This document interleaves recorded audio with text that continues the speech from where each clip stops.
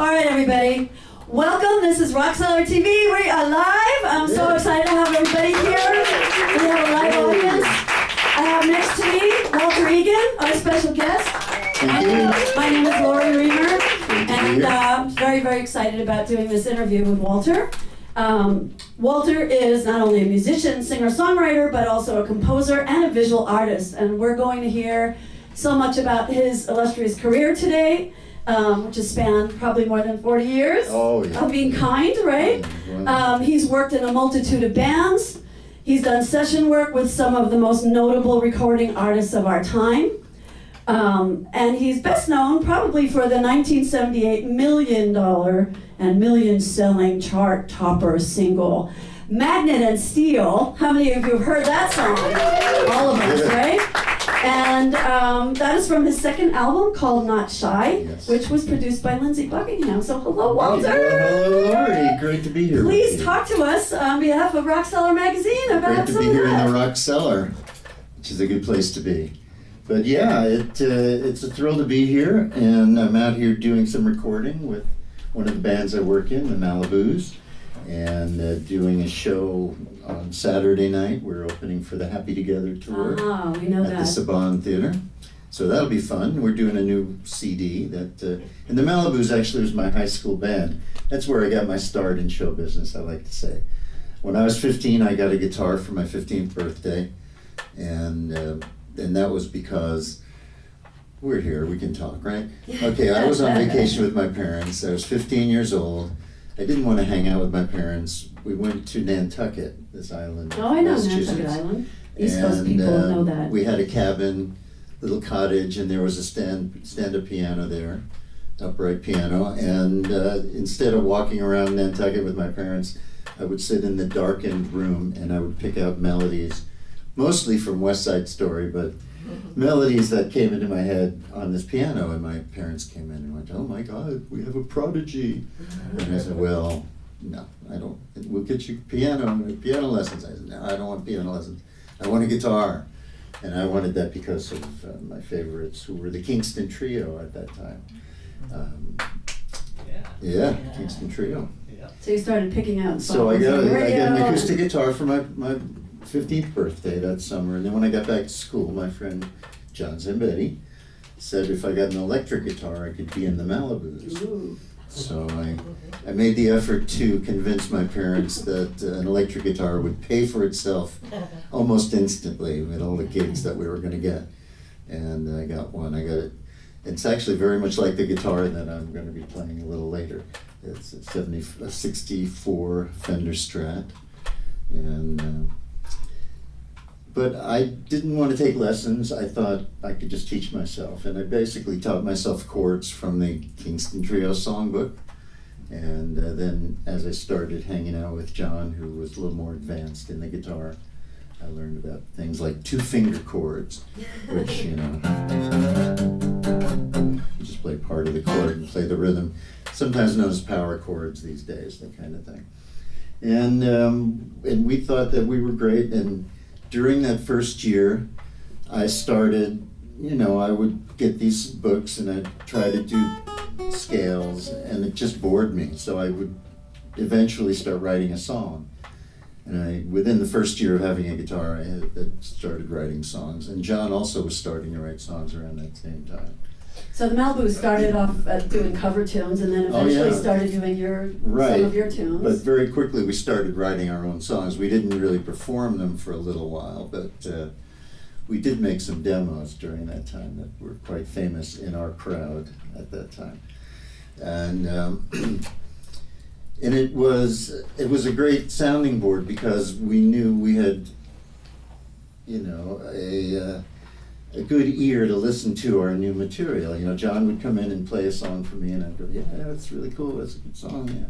And then I'd go home that night and I'd think, "Well, I should write a song now." And so my first song was inspired by the Shangri-Las. They had a song called "Leader of the Pack." Anybody know it? Tell those great. I met Mary Weiss of the Shangri-Las a few years ago, and I told her that, and she said, "Couldn't you pick a better song to be inspired by?" But I said, no, if that's the whole idea. I thought well, if they can do a song like that, I could write a song like that. So I did, and it's better left in the history books at this point. But So the Malibus started playing like local gigs, we so were like playing 40 years ago, or? the dances, Yeah. and this was in the high school Right. dances, and we would do Beatles songs, and we would do Beach Boy songs, and we would do instrumentals at first. It started as an instrumental band.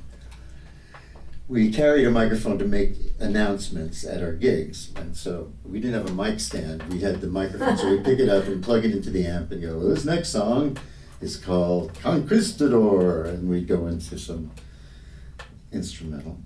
And we were at a party, we were playing at a party, and this drunk high school senior, I suppose he was a senior, came up and said, you gotta do Louie Louie, but do the good words. And so, for whatever reason, I took the challenge.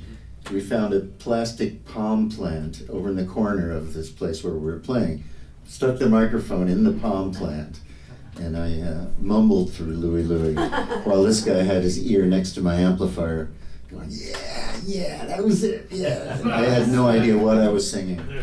So it was a lesson at the time of learning that it's attitude as much as anything that makes it in rock and roll. Yeah. You know? So tell us a little bit about the history of Magnet and Steel. Well, Magnet and Steel came about during the recording of my first album.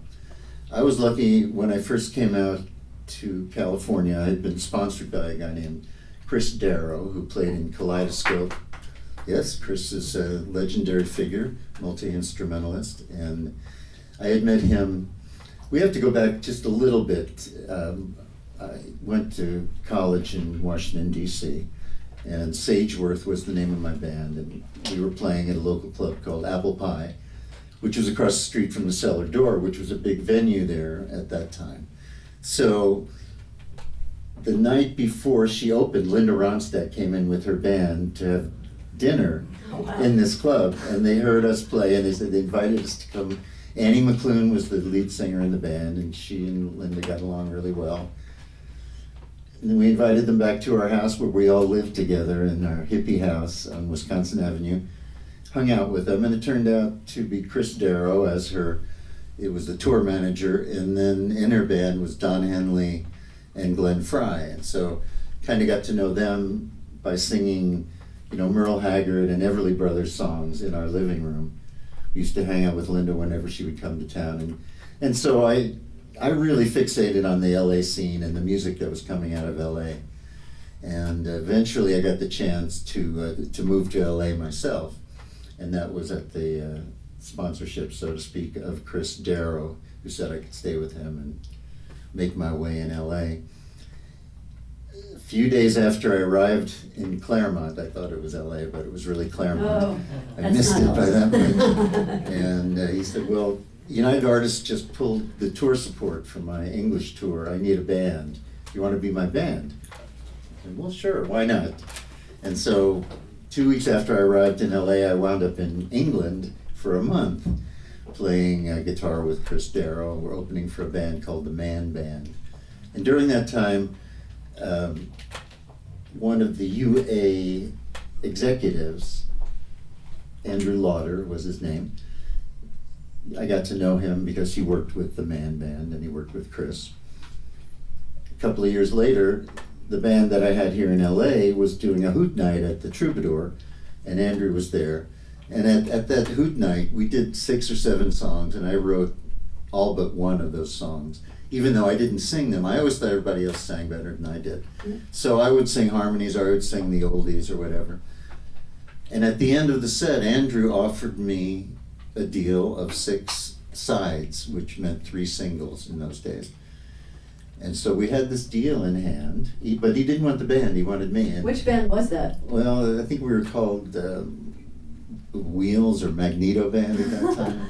So many of them. It was Wheels, yeah, I thought it was Wheels. Earl Shackelford and David Millard were the other guys in the band. And they were very understanding. I happened to be sleeping on their couch at that point out in Claremont, so it could have been a little touchy, but they were nice enough about it. They didn't throw me out immediately when that happened, and we stayed friends. But with that deal in hand, Greg Lewert, who was Chris Darrow's manager, kind of became my manager at that point also. And he parlayed that through a guy named David Krebs into a 6-album deal at Columbia. Wow. Instead of 6 sides. And that was partly because we had done demos at Sound City, the now famous Sound City in Van Nuys. And at that point, I thought the best producer for my album would be Brian Wilson, maybe Todd Rundgren, you know, someone like maybe John Fogerty. These were the people I admired. And they said, well, no, how about Buckingham Nicks as your producer? And I thought, well, that's interesting. I wonder who that is. And they gave me the Buckingham Nicks album on Polydor, and I listened to it, and I was like, oh, well, yeah, this is a lot like what I had been doing. Pre-Fleetwood Mac, right? Yeah, pre-Fleetwood Mac. And Stevie's birthday fell within a week of Annie's birthday from Sageworth. My middle name was Lindsay. It was Lindsay. I mean, there were a lot of things that all suddenly were, Stars well, aligning. this seems like a good idea. And I got to know them a little bit, and sure enough, they wanted to keep their name, the Buckingham Nicks name, outside of Fleetwood Mac at this point. This was 76. This would have been early in 76. So we got to meet them, and we hung out a little bit, and I played my songs for Lindsay, and he liked them. And, you know, and Stevie liked them as well, apparently. And so as we got into it, we had to work around Fleetwood Mac's schedule, and it was also, they were working on Rumors at that point. Right. So the first time I met Lindsay in the studio, he was doing the harmonics on Secondhand News at Wally Hyder on Sunset. And so I was like, oh, this is cool, this is nice. You know, and so Mag Didn't Steal grew out of the making of that first album. Stevie and Lindsay kind of were elements of my band, which gave me the confidence that I could do.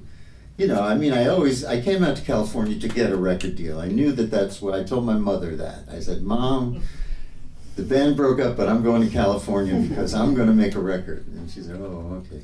And being an only child, they indulged me. And my parents were also workers in the advertising game. And so if you've ever seen Mad Men, that's kind of what I grew up in. Of a lot of people drinking martinis and smoking and everything. So that was that day. But yeah, I told her I was going to make a record. So I got out here and I thought, well, okay. And I put together the band out in Claremont, and we had done the demos and we'd done the Troubadour. And so I had a lot of songs ready to go. And the recording of the first album took me from, you know, an insecure artist to being someone who felt like, well, I can do this because, hey, Stevie and Lindsay thought I could. And I thought, well, even though they're being paid to say that, maybe, this is perhaps a good thing. And I had some good players. John Ware was the drummer. John Silk was the bass player. And they have worked with Linda and with Emmylou and with the Bellamy Brothers and Johnny Tillotson and a lot of people. So as we were recording out at Sound City, I had a song called Tunnel of Love, which, Tunnel O' Love, not Tunnel of Love. Bruce Springsteen did something with that title a little bit later, but it's nothing to do with my song. Mine was kind of the most salacious song that I could think of at the time to write. And Stevie was doing her wailing background in the background. I'm like, oh, this is great, this is amazing. And I was living out in Claremont, and you know, where John, you were out here at that point, I believe. Yeah. And well, it wasn't really Claremont. What was it? Pomona. It was Pomona. Yeah, it was really Pomona. Thank you, John. My attorney. Fact John. check. John's okay. We'll see you soon. So I had to drive from Van Nuys to Pomona every night, and this was about 4 o'clock in the morning after the session had finished, and I got on the Hollywood Freeway, and this Lincoln Continental with the diamond window with the lights underneath it, the whole effects thing on the car, pulled in front of me, and the license said "not shy," and so I had. To me, that was a message. It was like, well, there's some reason I just saw that. And by the time I got home, I had to finish the lyrics to Mag Didn't Steal, which loosely based on the way I feel about Stevie at the time.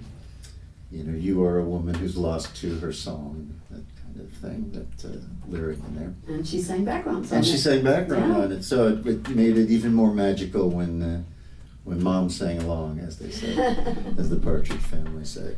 But so that's the way that song came about, and it was the lead single off of my second album, the Not Shy album, which by that time we had narrowed it down to Lindsay being the producer and Stevie doing background vocals when she'd get a chance to come in and sing. And then so she did sing on that one, and she knew that it was about her. And, you know, but, it was a magical thing. It was a magical time for and me. it's still a magical song. It's been in commercials, it's been in movies, like...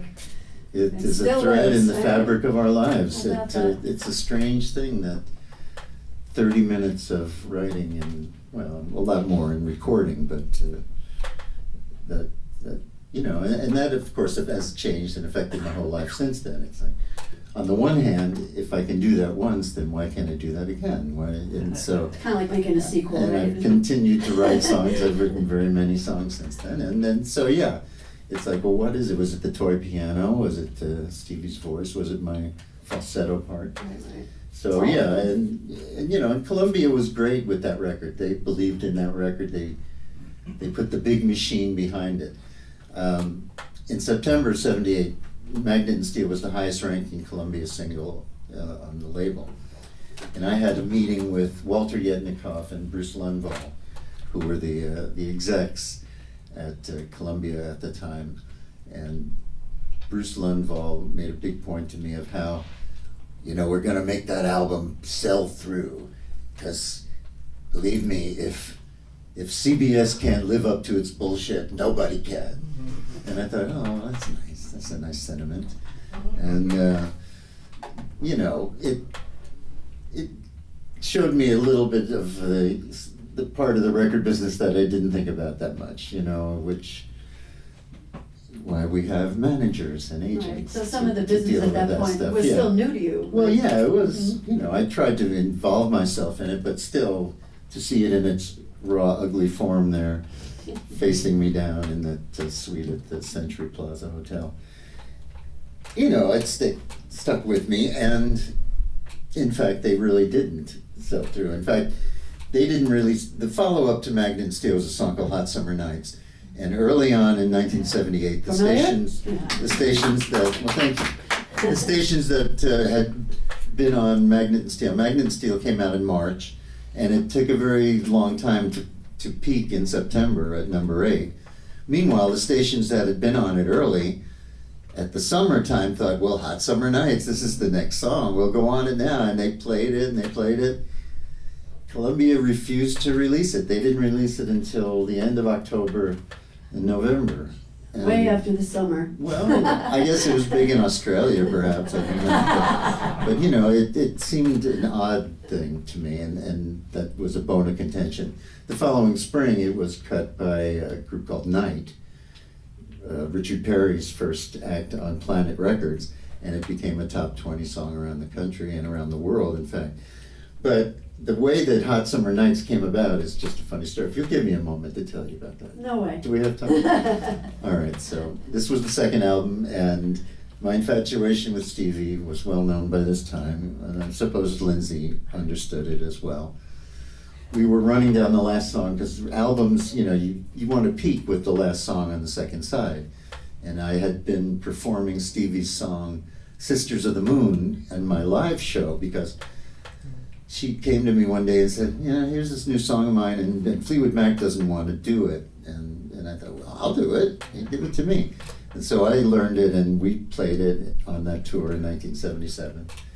Got into the studio, started running it down to cut it, and Stevie and Lindsay walks out into a big studio A out in Sound City.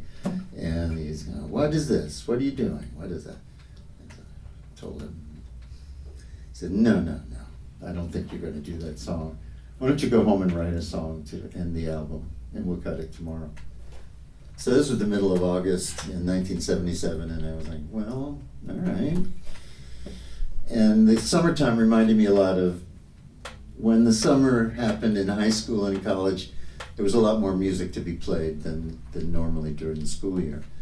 So I associated it with that, and took 3 chords and wrote about being in a band. Came in the next morning, we cut it. It wasn't even a full day old by the time we cut this song. Wow. And And he was happy? he was happy. I was happy. It turned out really well. It had a good feel to it, and it, even though my version of it peaked at the mid-chart level, it became the most covered song I've ever written. Not only did Knight do it, but there was a French version called Vin de l'Evla, which is like 22 skidoo in French, apparently some kind of idiom. There's a Swedish or Norwegian version, depending on who you're talking to. And you said Eminem too? Flat Summer to Dog, yeah. So there were maybe 7 or 8 covers of it within that couple of years that it was released. In 2009, Eminem used it for his song We Made You, Wow.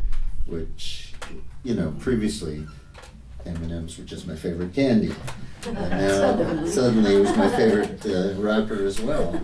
And so it's amazing where songs will go and where they'll take you. And I've always thought of myself as a songwriter first, even going back to when I got my guitar. Instead of doing scales, I was writing songs. And it's continued to this day. I still continue writing. I've been, as we'll get to in a little while, I'm sure. I haven't stopped writing. And I get a lot of good songs there, folks. If you want to hear them, check out those other records. Before I got my deal, Chris Darrow's brother-in-law was David Lindley, and I was friendly with David Lindley out in Claremont, driving him around to gigs and things. And my band Sageworth in 1972 had opened for Jackson Browne at the Bitter End in New York City in Greenwich Village. So I got to know Jackson a little bit then. Through that connection, Jackson asked me to play guitar for him for the Late for the Sky tour. And so I rehearsed with Jackson for about 3 months. As it started out, I was going to be the electric rhythm player and sing a few harmonies.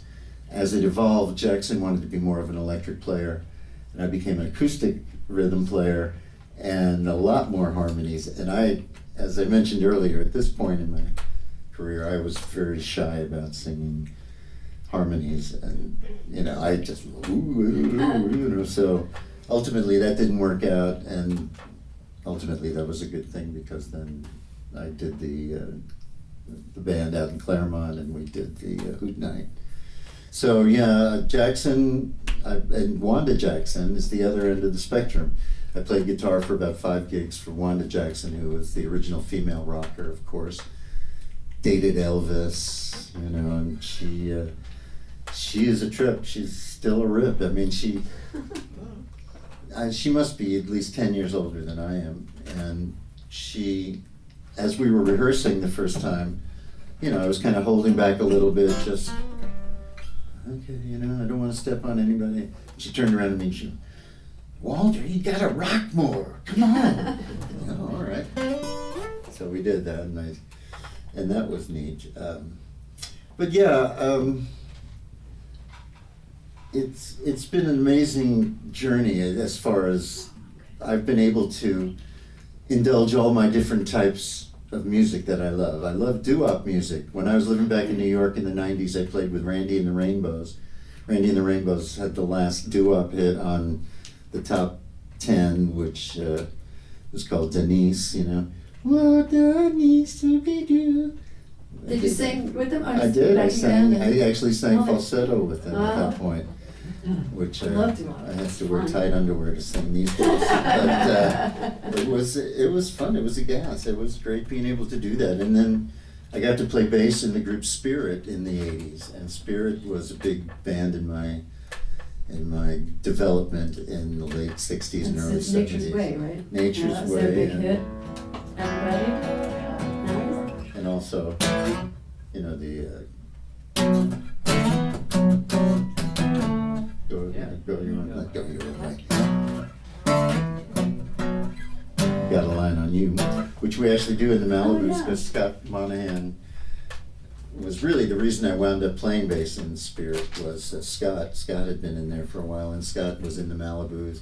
Scott played in a couple of my bands along the way, and Yeah, So when was that in Spirit? that was 86 to 89 during those And you got to turbulent tour late 80s. Europe or here? Or? Mostly here. The European tours happened more with Burrito Deluxe.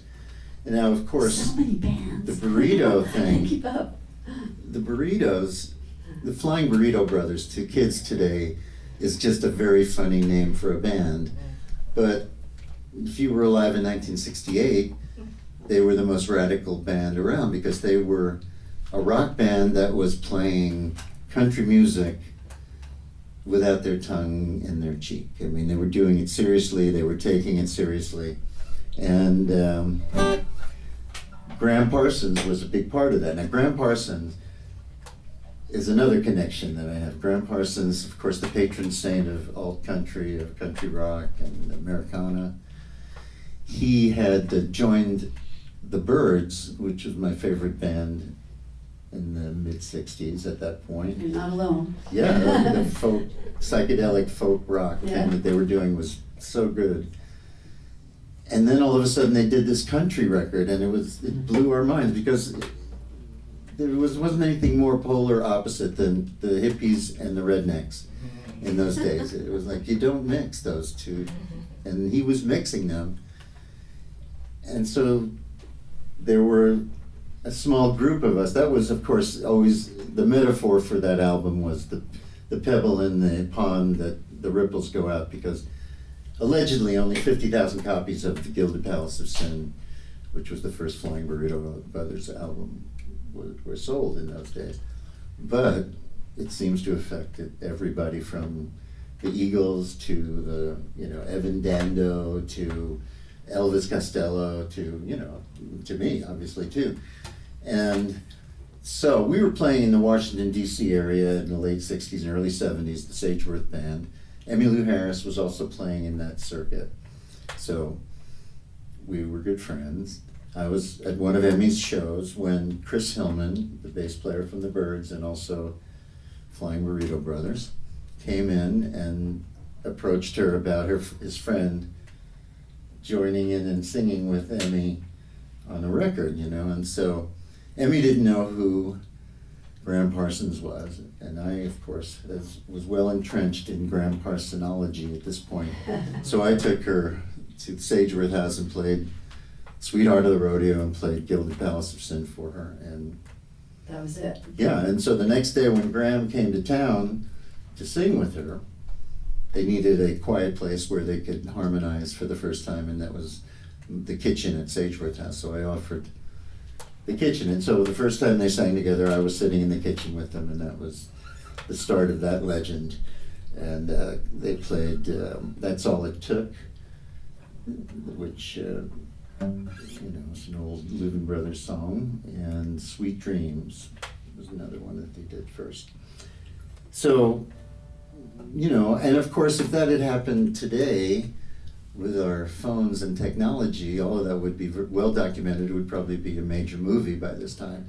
But now, it only lives in my memory and my recounting of it. You get to tell the story. I get to tell the story. Now, so the song Hearts on Fire, right. You wrote for them, or? That's how that happened, yeah. And as I said, there was a certain tongue-in-cheek element to country in the rock genre in those days. And so, as a songwriter, though, I tried to write different kinds of songs. I was trying to write a country song, Hearts on Fire, with references to heartburn and antacid and Doctor Give Me This.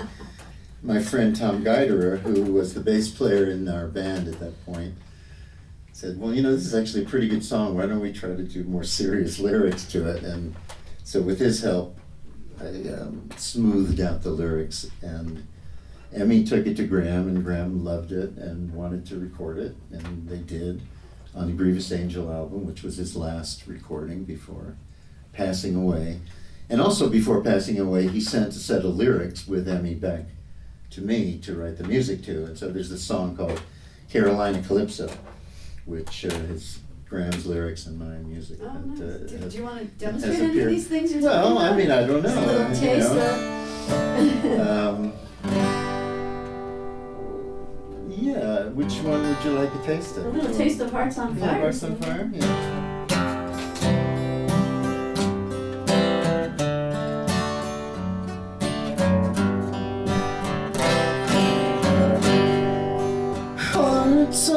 on fire. My love for you brought only misery. Hearts on fire, put out the flame, set this cold heart free. One short year our love had burned, until at last I guess you learned the art of being untrue, and then goodbye. What could I do except to cry and moan? Lord, what have I done? Once we were as free and warm as the golden morning sun. Hearts on fire, my love for you brought only misery. Hearts on fire, put out the flame, set this cold heart free. Hearts on fire.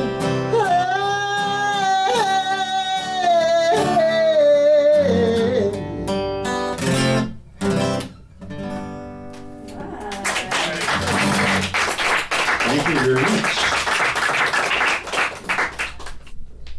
You learn from one song, you might find a good part in that winds up in another song later on. Sure. But it is an ongoing process. Once you start writing songs, you're writing songs most of the time. I mean, there's never a day goes by where I don't see something or hear something and go, oh, well, there's the song there.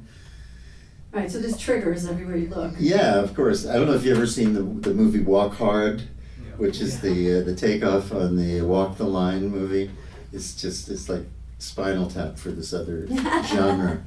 And at one point, Dewey Cox, who is the leading character in it, he keeps coming home, and every time he comes home, his wife has another baby in her arms, and they're getting into this argument, and you can see Dewey she says something, and Dewey kind of looks off, and then she goes, "Don't you go be writing a song while I'm arguing with you." And it's so true. I mean, it's like you get into an argument, and it's very hard not to, wait, let me just write that down. What did you just say? What did you just say? So fun. Living in New York, growing up in New York during the 60s was great because everybody came through. You got to see all these great acts, and saw the Beatles at Carnegie Hall, their first Amazing. Carnegie Hall show. And I saw them at Shea Stadium in '65, and Sid Bernstein was at one of these conventions that I did not too long ago, and he was such a sweet guy. He was a real character. But I said, yeah, I went to the Shea Stadium show, and I just got to tell you, $5.50 for a seat, 10 seats from the top of Shea Stadium was just outrageous. It was exorbitant.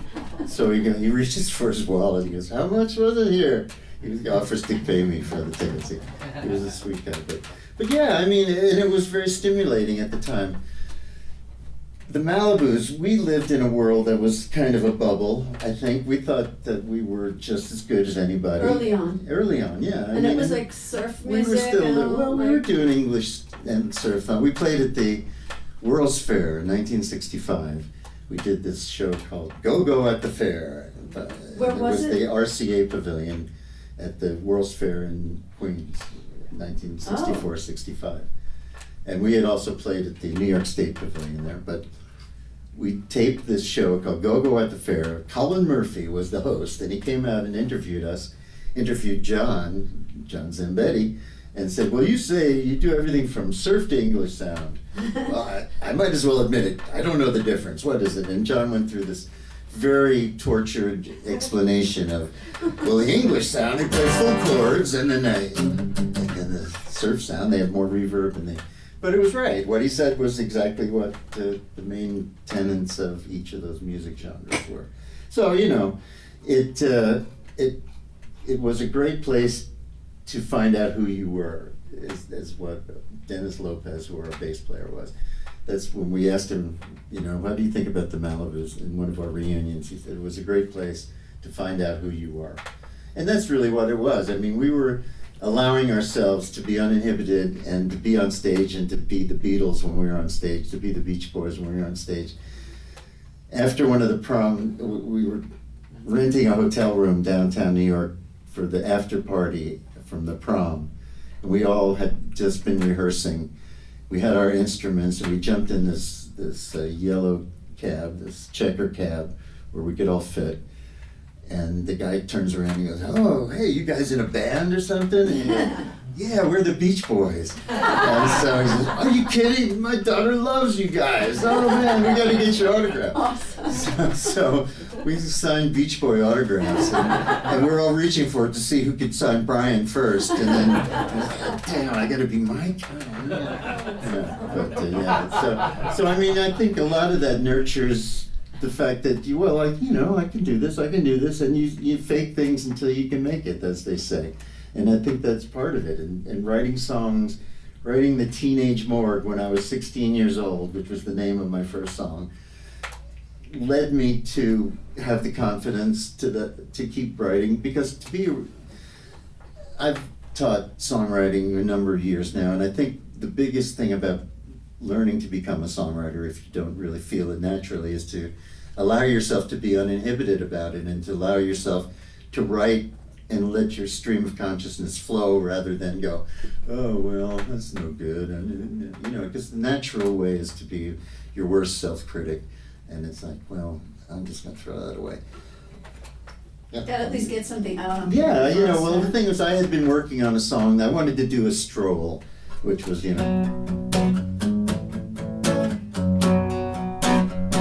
the stroll featured the double snare hit every other beat, is 6/8 time. And because I love doo-wop music, and as a songwriter, you try all these different things. And so I was doing that. I didn't like the lyrics. I had very boring lyrics to it. And so when I got behind the Lincoln Continental with the Not Shy plate, driving back to Pomona that night, I had the form of Magnet and Steel already. I didn't have the right lyrics. And for whatever reason, they came to me that night in the form that they became, which is perseverance. It's staying with it. It's like, oh, yeah, I like doing this, so I'm going to keep doing it. And then if you have success at it, well, why would you ever want to stop? It's like, well, if it worked that time, why isn't it going to work with this one? And so we keep writing, and it's a fun thing to do.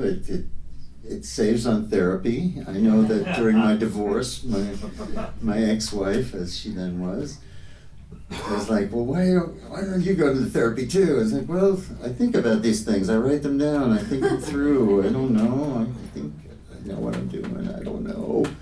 But that was 18 years ago, and she just moved back in last year. So, never say never. Things happen that change things. But, being in Nashville, I've been there for about 20 years now. And that is a co-writing town. It's like, I have heard. I had always written by myself. John and I had written a few songs along the way, but mostly I wrote my songs by myself in the middle of the night, just churning them out. And the co-writing ethic of Nashville led me to one of the projects that we're going to get to in a while here, which I don't know, we probably should start talking about a little bit now. It's called Webs. And Webs is the acronym of my initials and Beth Sass's initials. So, we tried every combination. So you met in Nashville? We met in Nashville because her daughter was in my songwriting class. Oh, how about that? And Bianca is her name, and she said, "You really got to meet my mom. She writes songs too, and she sings, and she does all those things." And I almost had felt like I had met her mom, because during the writing session for a week, it was always like, "Well, I don't know if my mom's going to like me to do this. I don't know if what she, And she and her friend were both, I guess, vocal students of Beth. And so I had this impression of Beth from what they would say about her. And so I was a little bit surprised meeting her because she wasn't anything at all like the scary person that I felt she was going to be from listening to these children talk about That's a daughter's perspective, right? Yes, but not atypical. yeah, no, and then so we started writing together, and it's a common metaphor that songwriting, co-writing is like dating. It's like you don't know until you sit down with someone and see if it works and see if you can pull something out of your psyches and make them work together.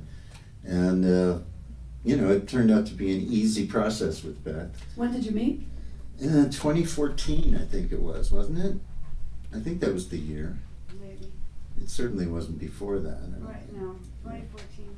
Yeah, I think it's 4 years that we've been writing. We've written 13, 14 songs now. And that's a lot. Many or most or all are on the album. Well, yeah? the first bunch of them are on the album. It's called Webs, and it is available on all platforms except in person.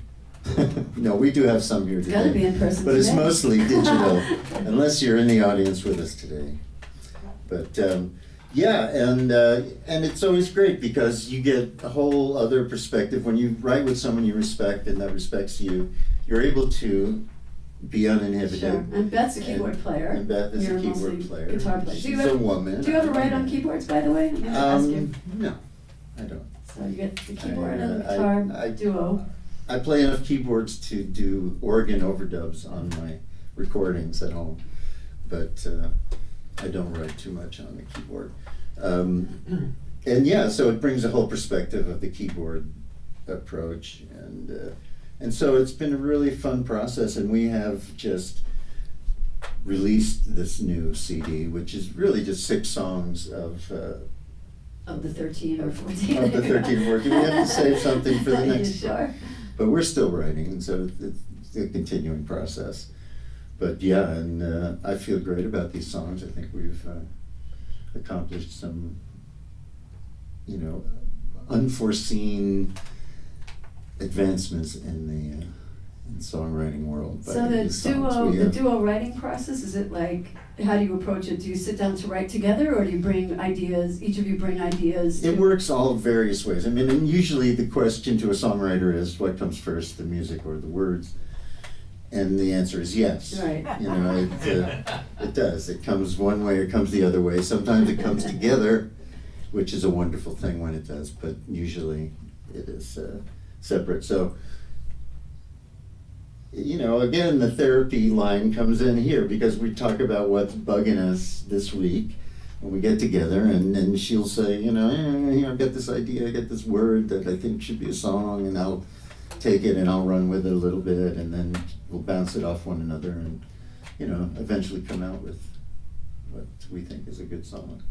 So have you guys played live shows in Nashville yet? We Yes? have. Okay. We've actually gotten our feet wet with that. It's it's different. It's different writing and recording. Then it's different to translate that into a duo, because on the recordings we do have Ronnie Krasinski, who's a great drummer who played on all my records in the last 10 years, and I play bass mostly, and I play most of the guitars, and Beth plays the keyboards, and so it's a fun process that way. I love making records. That's that is something that the technology has brought into the home, which I love, because to me the ultimate thing is to take the songs that you've written and you've worked on and to make them into an album. I just love doing that. And when I don't get a chance to do that, I feel like a general without a war. I feel like, well, I got to do something. I got to write something. So how many albums do you have? I have 10 records. I have the first 5, the first 4 in Columbia. 5th one was on Backstreet, and that had my last charted hit of Full Moon Fire, which is another interesting story that I should have put down on that list. But Full Moon Fire, I got to like 36 on the Billboard charts in 1983. So would you like to share one other song that you're not gonna do later? Sure, Maybe? I'd be happy to Something do that. Like? Would you like an old one or a new one? What do you guys want to hear? Something from the archives. New. Well, I mean, I usually can't leave a room without having to play Magnet and Steel, so maybe should I play that one? We got 2 or 3 background We've vocals. got a few backgrounds. I mean, I know Kat knows the backgrounds. I know Beth knows the background vocals. I think you might know a few of I them. think I do. And then, well, Gary actually sang too Yeah, the that's what I other was day. saying. We could all just, it'll be a sing-along. This will be great. Let's put on a show.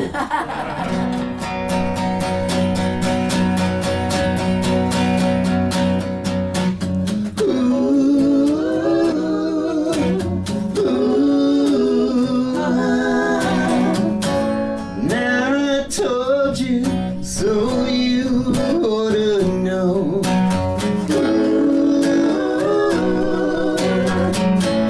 Take some time for a feeling to grow.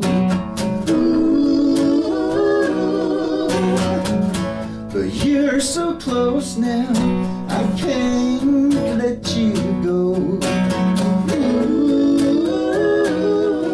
And I can't let go.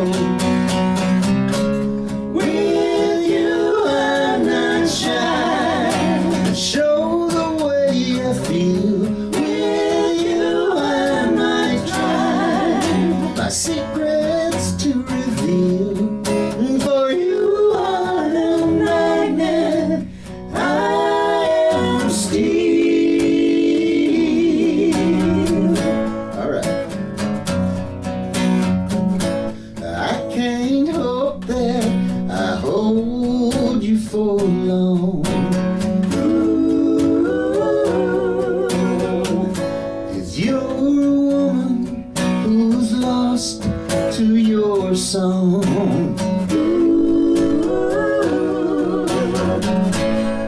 But the love that I feel is so strong. It can't be wrong. With you I'm not shy. Show the way I feel. With you I might try my secrets to reveal. For you are a magnet and I am steel. For you are a magnet and I am steel. For you are a magnet, I am steel. Yeah. All right, thank you. Thanks very much. Always great to hear it again. Oh, that was fun. Spontaneous and fun. Did I tell you about the woman who wrote me a letter and told me that she woke up one morning and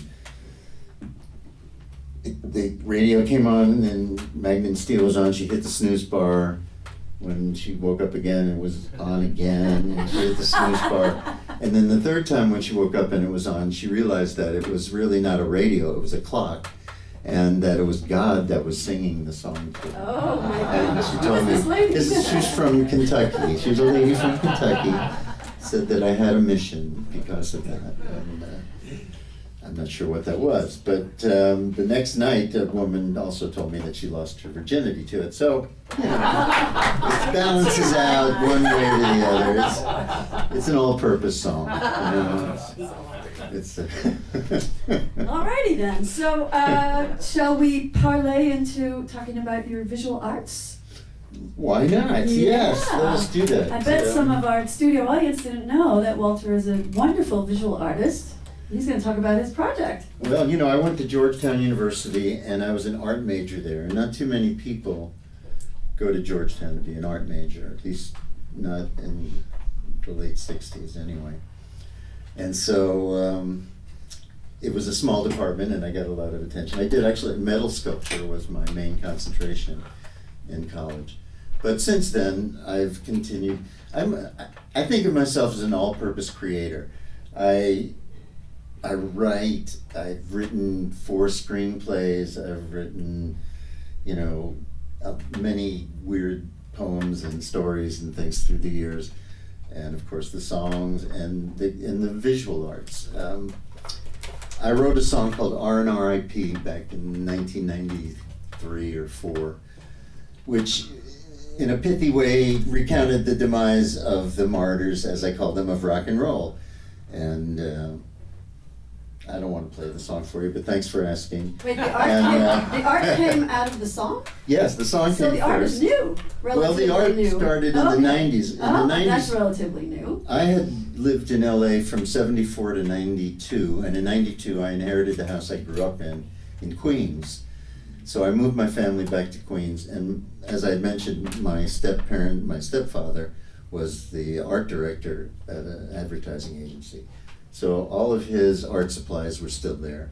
All of my art supplies from college were still there. So when we moved back to New York, I just started doing art, and I started trying to find some kind of a thread to do my art around. And this song seemed to me a good idea to write, to do pieces around it. So this grew into an art exhibit at the Mr. Music Head Gallery about 3 years ago. I think some of you had come to that. And that's here? And that was on Sunset. It still is on Okay. Sunset. It's a different location now, but it's near the Guitar Center there on Sunset. I just know Bergamot Station, that's my neck of the woods, so. Okay, well, and I had an exhibit also in DC of these martyrs, and I don't know if you can see this.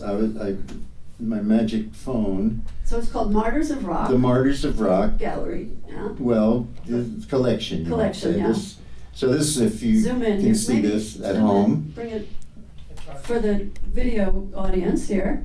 Well, if I put it on my knee, maybe, And maybe it you won't shake can around mention so much. to our live audience who's in these Yes, paintings, this, these amazing paintings. I'm sure you can see this, Barbara. Can you see this in the background? You can see it, right? Yeah. This is Stuart Sutcliffe, the Beatle who was jettisoned along the way. Buddy Holly on this one. This was Surf Ballroom. Dennis Wilson, who actually was a friend of mine in the last few years of his life, and it won't turn over, so it's going to look this way. And Davy Jones, Hey Hey, We're the Monkeys. That's With a monkey. Davy with a monkey. And Mr. Diddley, Mr. Bo Diddley. And this one. And Otis Redding here. Jan Berry of Jan and Dean. I got to know Jan a little bit in the later years. And Dean, of course, was the art director on the Not Shy album. And so Dean has been a good friend of the Malibus through the years, and also lent me his Whiskey A Go-Go shirt for the back picture on my 4th album. And Jim Morrison and Ray Manzarek in this one. I was a big Doors fan. I saw the Doors, 7 or 8 times. I saw them the first time they played in New York, and this was before Light My Fire became a hit. They played at this club called Steve Paul's The Scene, which was on 46th Street off Broadway. And there were probably 40 or 50 people who knew who the Doors were. Sorry, let me get my hand in the way there. And the rest of the club was empty, except for some businessmen with their secretaries in the back, who were making a lot of noise and drinking very loudly. And Jim Morrison was doing his poetry thing and trying to get intense, as he will do, Focused and as stuff. he did. And they just kept making noise and laughing in the background. And so he turned around to the band and he went, "Okay, fuck it. If you want a bar band, we'll give you a fucking bar band." And they broke into Louie Louie and walked off stage. And this was, 15 minutes into their set. And so the fans were looking at what just happened? What happened? And after about 20 minutes, they came back out. But yeah, it was amazing music. I hate to be one of those people who go, "Oh, the 60s music was the greatest." But it was, in a lot of ways. It set the scene for a lot of what happened next. Keith Moon, my favorite drummer from The Who. This is a picture of Keith on the moon with the earth in the background in the sky. This is Elvis, of course, and Graham Parsons at Harvard when he spent one semester at Harvard, I believe. Another Elvis in Las Vegas with the atomic bomb going off in the background. Isn't it bizarre that you could go to Vegas in those days and stand on the roof and watch the atom bomb being exploded? I mean, I think we're headed back to those days again, I must say. Grateful Dead in Central Park is Jerry Garcia and Pigpen. Oh, jeez. James Dean, The Rolling Stones, one of my favorite characters. What is this? Did you guys know yesterday was Walter's birthday, a big birthday, and the candles are about to melt, so we have to Okay, so much for the martyrs. We don't want to be martyrs ourselves. Are we gonna sing? Yeah. All right. Happy birthday to you. Happy birthday to you. Happy birthday, dear Walter. Happy birthday to you. Thank you, Lauri. Thank you so much. Thank you, Kevin. Yeah.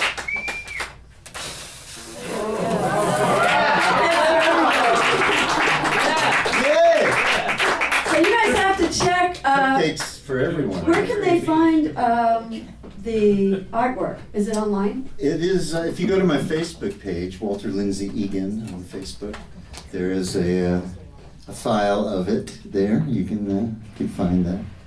And That would be the best way to reach you. that is at this point contact the best you, way to do it. Book him and the duo and Yeah, whatever. and then there's music on SoundCloud that's, There you we know, go. all over the place. It's, if you go to iTunes, all those records are up there. You can find them.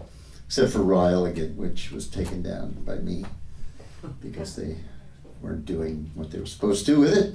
But yeah, I'm out there, I'm around, and my my plan is one of attrition. I figure if I keep staying alive, I'll be on top one day again. I know I Typical will. of artists, you know. Like, when are you going to retire? It's like, from what? Like, this is Yeah, who no, I am, this is right? So there's no point. Jackie Wilson is my model. I plan on dropping on stage, and that'll be it. Oh, goodness. Well, I would like to thank you so much for taking the time to be here on behalf of Rock Cellar Magazine and Rock Cellar TV. It was just wonderful hearing your stories Thank you, and Lauri. hearing you sing and having you be part of what we do, and we hope you come back. Oh, I will always. I appreciate it, and thank you and Kevin and everybody at the Tribe. Thank you, For Kevin all you Max, do. for Thank you. creating all of this. And thank you, studio audience. This is kind of cool, right? We should do it again? The Chatsworth 15 or so. I think we did it 15. Thank you. All right, well, we're going to take a quick break here, and then we're going to come back with a concert with you and Beth. Excellent. Thank All you. right. Thank you. All right. Cupcakes all around. Okay. Cupcakes for everybody.